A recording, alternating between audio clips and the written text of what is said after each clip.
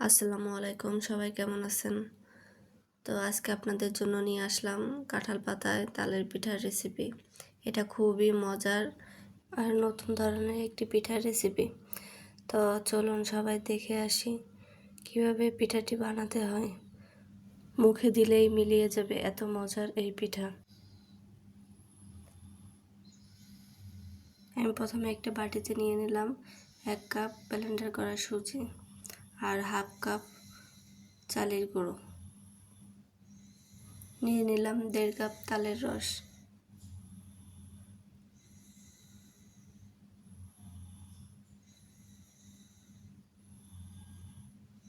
দিয়ে দিলাম পরিমাণ মতো চিনি, মিষ্টিটা আপনাদের পছন্দ মতো দিয়ে নেবেন।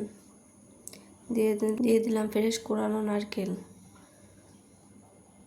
অল্প একটু লবণ দিয়ে ভালো করে আমি মাখিয়ে নেব।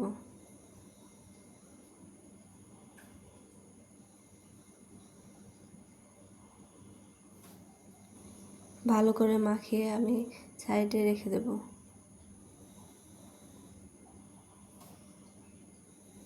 তো আমার মাখা শেষ, আমি এটাকে সাইডে রেখে দিয়ে আমি পিঠার ভিতরের পুরটাকে বানিয়ে নেব। নিয়ে নিলাম হাফ কাপ ছানা।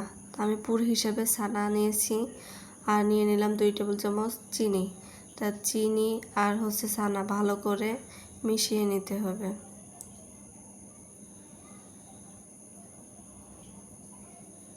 তো আমার ভালো করে মেশানো শেষ। নিয়ে নিলাম একটি কাঁঠাল পাতা। তা কাঁঠাল পাতা আমি ভালো করে ধুয়ে পরিষ্কার করে নিছি। এখন হাত দিয়ে ভালো করে আমি সেই অল্প অল্প করে ডো নিয়ে আমি পাতায় মেখে নেব। একটু ভারী করে আমি সম্পূর্ণ পাতায় মেখে নেব।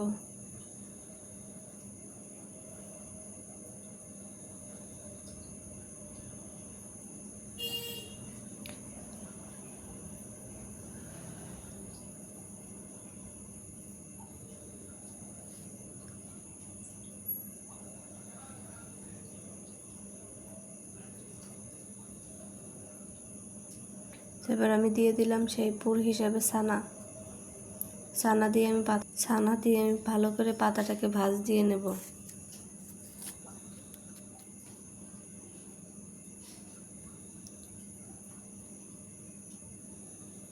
এইভাবে ভাঁজ দিলে আর কিছু করার দরকার নেই খোলারও। তো আমি এইভাবে আরেকটি পাতা আপনাদের করে দেখাচ্ছি।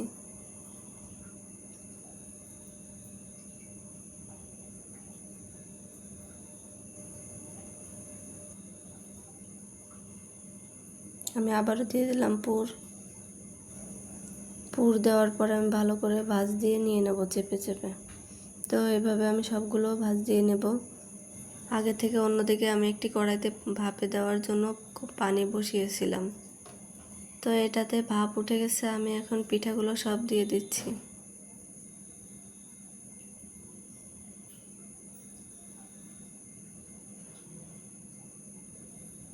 আমি আজকে ফ্রাই প্যানের কড়াইতে আমি এগুলোকে ভাপ দিয়ে নেব।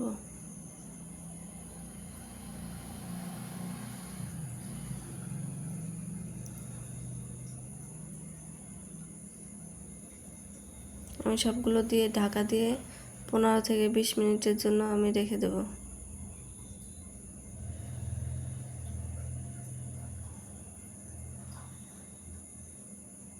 তো আমি ঢাকনা দিয়ে ঢেকে দিলাম। ফিরে আসছি 15 থেকে 20 মিনিট পরে। আমি 20 মিনিট পরে ফিরে এলাম। আমার এদিকে পিঠাগুলো ভাপ দেওয়া শেষ। এই পর্যায়ে এসে আমি নামিয়ে নেব। এই হচ্ছে আমার পিঠা।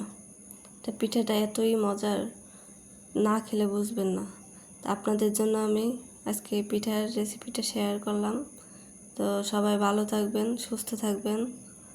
আল্লাহ হাফেজ।